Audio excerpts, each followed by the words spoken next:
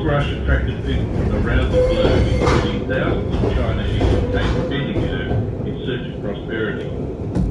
Bendigo's Chinese precinct is called Daigum Sand. At the museum you can view Bendigo's famous Chinese dragons, the world's oldest, Sunlaw, formerly the world's longest imperial. We are now passing St Killian's Church. It is one of the largest wooden churches in the Southern Hemisphere and was the fourth church to be built in Bendigo.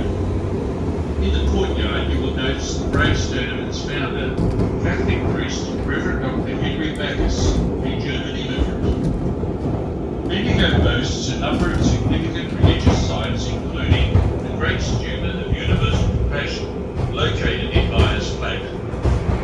It is opened in 1903.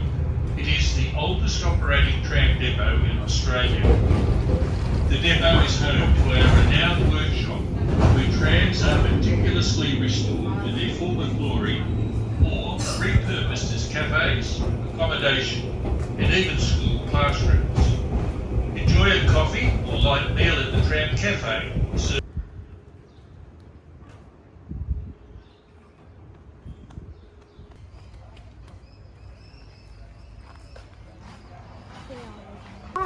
And that's it.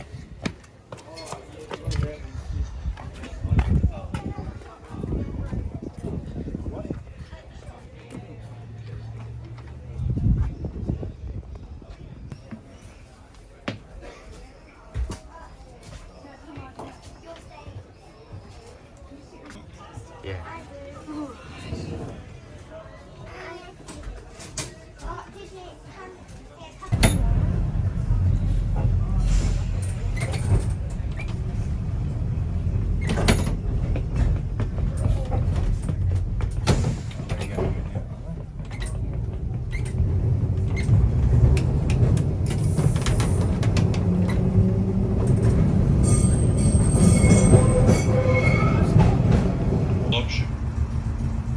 Battery trams were introduced in 1890.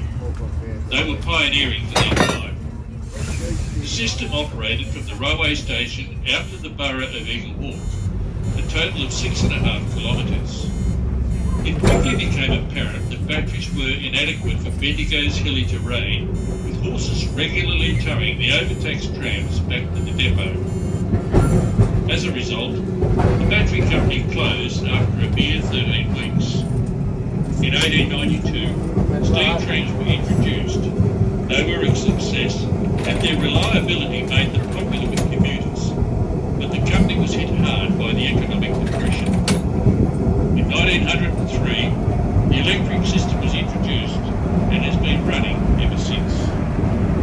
A short drive straight ahead is the Bendigo Botanic Gardens, named after the quartz mining reef that sits below this street.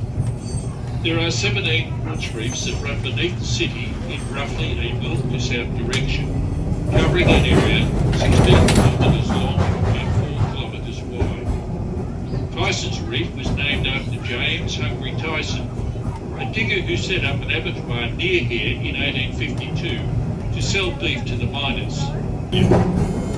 Bendigo is also one of Australia's oldest wine regions, dating back to the mid-19th century, with local vineyards now producing internationally award-winning red wines.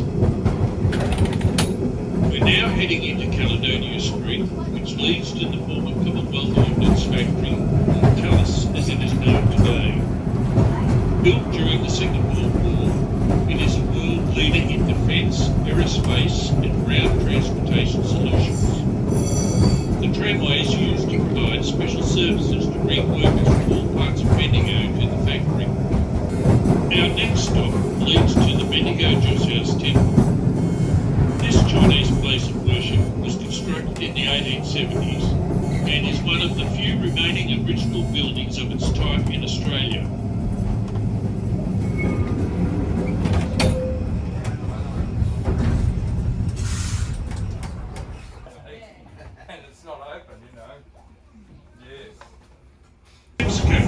Sail to South Australia instead of Victoria to avoid paying the £10 tax levied by the Victorian government on every Chinese person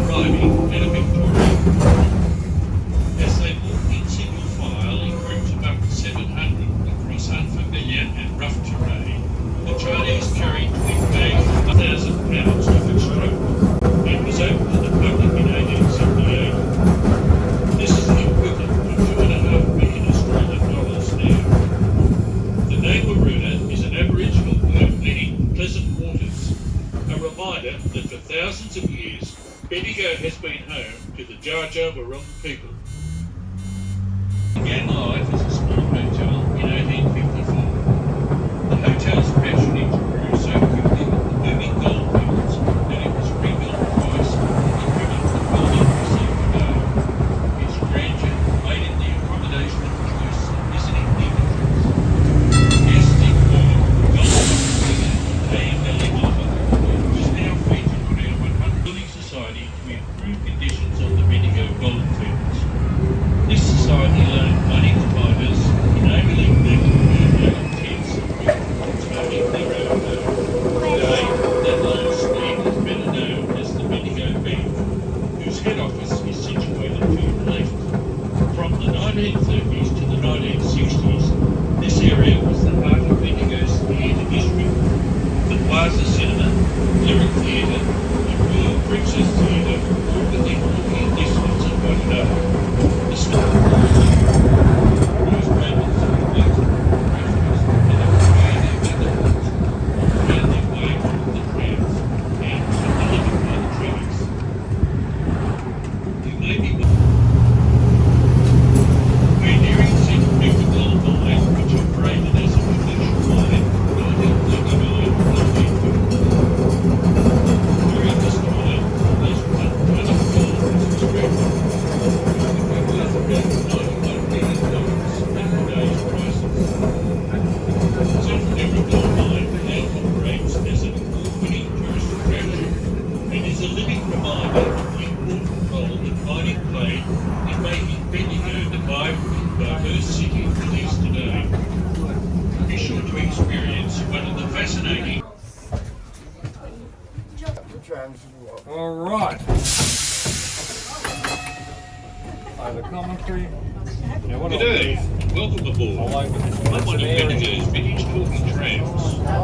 I'd like to take you back to the beginning of Bendigo's story by acknowledging the traditional owners of the land of which we meet today, the Jar Jar Rule, and paying our respects to elders They past never and did present. call out, but The area we are travelling on today is known as Janduk, or country.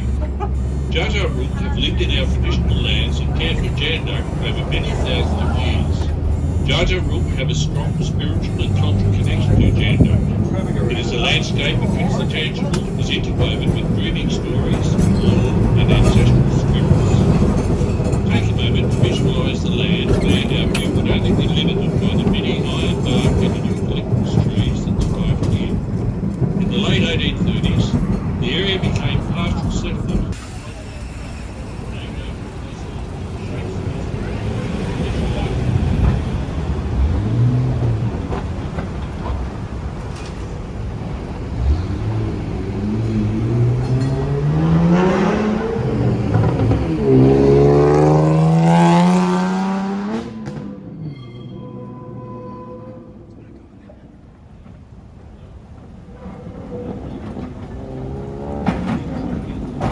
Everything in between.